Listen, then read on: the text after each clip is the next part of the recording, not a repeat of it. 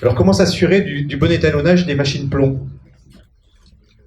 Alors ça, c'est une très bonne question qui est assez récurrente, effectivement. On a eu avec ce débat, en partie, ça crée une certaine incertitude au niveau des machines en termes de leur fiabilité ou pas fiabilité, dans le sens de l'étalonnage évidemment, pas la machine elle-même. Et donc, une machine a une durée de vie avec une source dans laquelle il faut rechanger la source selon la typologie de source. Et ensuite, nous avons un bloc étalon qui permet en fait de vérifier.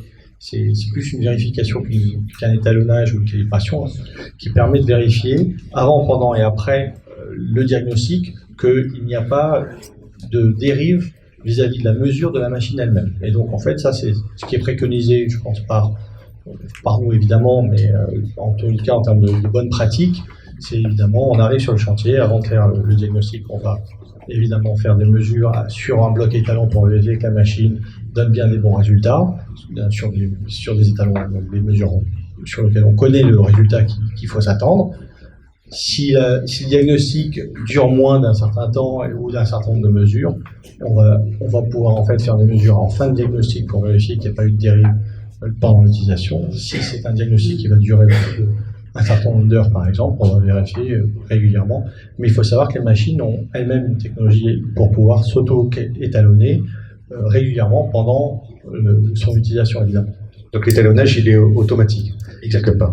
Quelle durée de vie des sources à fluorescence X? Alors, vous avez deux typologies de sources. Nous, on utilise du cobalt pour une raison de rapidité. Ça a été un débat assez long et historique dans lequel le cobalt 57, on a un appareil avec une source de durée de vie de 24 mois, 2 ans.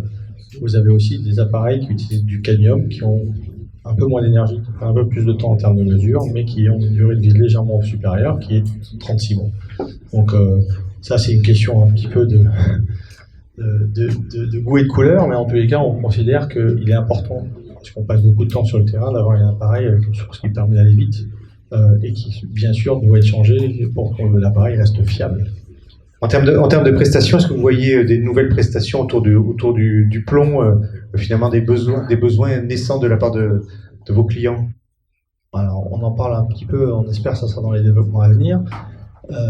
Maintenant qu'on a mis main sur la technologie, c'est utilisé en laboratoire, mais c'est vrai que quand on parlait, et c'est toujours le cas aujourd'hui, tout le monde est au courant du diagnostic du plomb, mais en règle générale, le grand public pense, quand on parle du plomb, il pense naturellement, initialement, sur l'eau.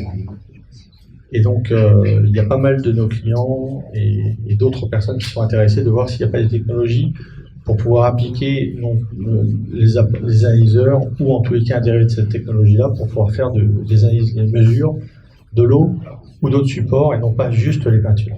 Donc, ça fait partie des choses intéressantes à avoir dans le futur pour pouvoir faire un diagnostic global et pas juste se limiter nécessairement qu'aux peintures. Le plomb dans les peintures et le plomb dans l'eau. Voilà, on peut applaudir Pavel Streber. Merci.